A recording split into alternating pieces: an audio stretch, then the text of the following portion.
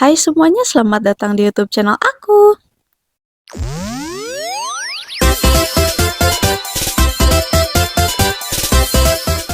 Di video kali ini aku mau share ke kalian review aplikasi Paidwork. Aku tahu aplikasi ini dari salah satu komentar yang ada di video aku sebelumnya.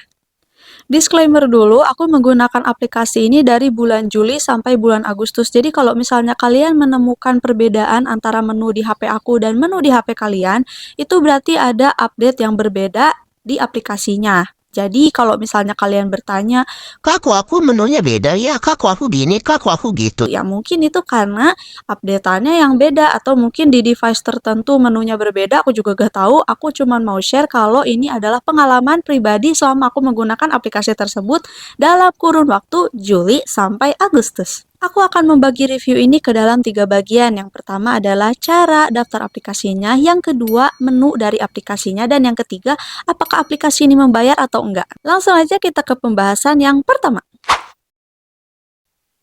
Menurut aku untuk cara daftar aplikasi ini sama aja kayak aplikasi-aplikasi lain yang menggunakan email dan kata sandi.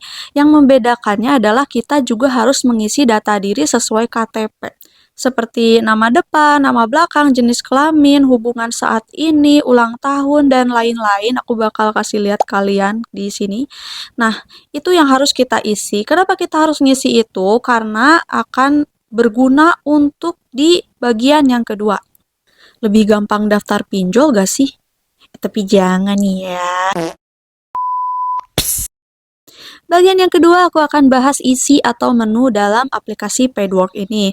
Jadi di halaman utama kita akan disuguhkan dengan jumlah uang yang kita punya. Lalu kalau digeser itu ada cara untuk menghasilkan uang dalam aplikasi ini. Sama seperti aplikasi penghasil uang lainnya, kita disuruh untuk mengumpulkan poin. Nah, di sini convertnya adalah minimal 1000 poin baru bisa ditukar ke dalam uang Rp 15.800, hampir 16.000 lah ya. Ada 5 cara untuk mengumpulkan poinnya. Yang pertama dari main game. Main game di sini bukan berarti kita disuruh main game yang ada di aplikasi Paidwork, karena di aplikasi Paidworknya tidak ada game. Tapi kita disuruh download game di Play Store. Gamenya itu ditentuin dari Paidworknya, lalu misi-misinya juga ditentuin. Kita tinggal download gamenya, lalu kita memainkan gamenya dan menyelesaikan misi sesuai dengan apa yang sudah ditugaskan.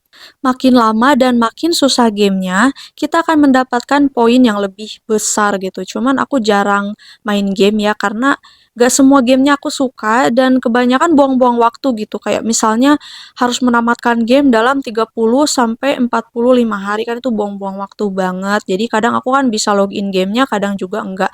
Jadi aku jarang untuk download game. Tapi kalau game-gamenya yang gampang, yang poin-poinnya kecil, aku kadang-kadang download sih. Cara yang kedua adalah dengan mengisi survei. Nah, isi survei ini harus sesuai dengan data diri yang udah kita isi pertama tadi. Kalau surveinya gak sesuai dengan data yang kita punya, ya kita gak bisa isi surveinya. Mana surveinya itu adanya kadang sekali seminggu atau 2 kali seminggu. Pokoknya jarang-jarang banget surveinya tuh ada atau bisa diklik gitu ya. Sekalinya bisa diklik, datanya gak sesuai dengan data diri aku. Jadi aku juga jarang sih isi survei. Selama 2 bulan itu aku cuman isi survei 2 kali doang. Karena udahlah surveinya jarang ada, jarang pula yang datanya sesuai dengan diri aku. Jadi kalau misalnya data diri kita, misalnya ya, kita ngisi data dirinya mahasiswa di situnya, tapi surveinya diperuntukkan untuk para pekerja atau ibu rumah tangga, ya kita gak bisa isi surveinya, sesimpel itu. Padahal untuk isi survei ini poinnya lumayan ya, bisa 160 sampai 200, jadi lebih cepet gitu dibanding main game atau yang lain-lainnya. Tapi ya gitu, jarang-jarang ada surveinya. Cara yang ketiga adalah dengan menonton video. Nah, menonton video ini maksudnya nontonin iklan ya. Untuk nonton iklannya itu dibatas kayak 4 sampai 5 kali doang baru bisa dapat 10 poin per 1 kali nonton iklan. Tapi kalau misalnya lebih dari itu ya, kayak misalnya aku iseng nih nonton iklannya sampai 10 kali, itu pendapatan poinnya lama-lama makin tipis. Bisa-bisa kalau sekali nonton iklan itu cuma dapat 1 poin doang. Bayangin mau nonton iklan berapa kali untuk dapat 1000 poin kalau misalnya pendapatan kita per 1 kali nonton iklan cuma 1 poin doang. Tapi misi nonton video ini tuh paling mudah karena kita ya udah cuma nontonin video aja, udah selesai dapat poin kayak gitu. Cuman ya memang agak lama aja sih. Tapi kalau aku pribadi ngumpulin 1000 poin itu kayaknya 90%-nya cuma dari nonton video aja deh. Makanya lama bisa sampai 2 bulan. Cara yang keempat adalah mengerjakan tugas mikro. Yang tugas mikro ini cukup ribet menurut aku karena memerlukan aplikasi media sosial yang aku punya. Jadi aku jarang banget, bahkan nggak pernah deh kayaknya.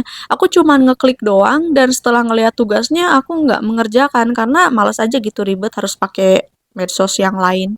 Karena tugasnya itu kita disuruh follow orang, disuruh nge-like postingan, ya pokoknya yang kayak gitu-gitu atau disuruh buka web apa gitu, ya kayak gitu-gitu doang.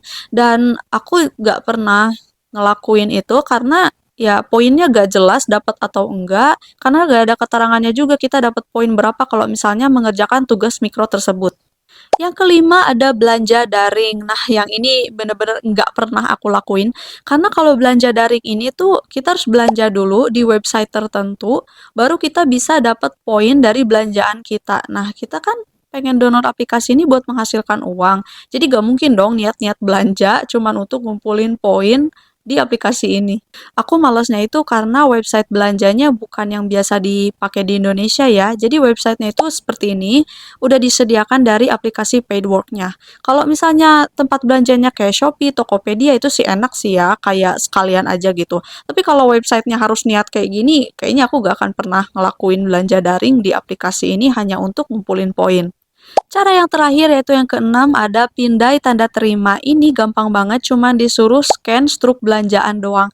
Tapi ini gak bisa di Indonesia, cuman bisa di Amerika, Inggris, dan Kanada aja. Jadi aku gak akan bahas karena percuma juga di Indonesia gak bisa dipakai.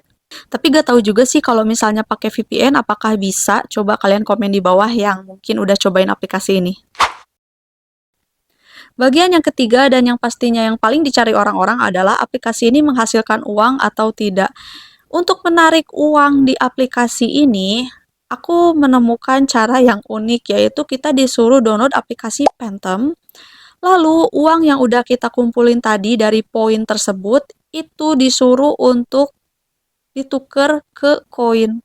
Jadi kita gak bisa narik uang dalam bentuk tunai, misalnya ditransfer ke dompet digital, ke Dana gitu ya. Enggak, tapi kita disuruh beli koin dan ya udah, uang kita ada di situ. Yang lucunya itu aku 15.000 bisa narik apaan gitu. Padahal aku niatnya 15.000 ya buat isi-isi saldo Dana aja ya kan, buat parkir ke mall kek, buat apa kek gitu ya kan.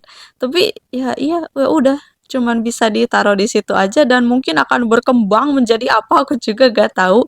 Jadi menurut kalian ini menghasilkan uang atau enggak? Coba komen di bawah. Segitu aja review dari aku, semoga bermanfaat dan semoga kalian suka sama videonya. Thank you for watching.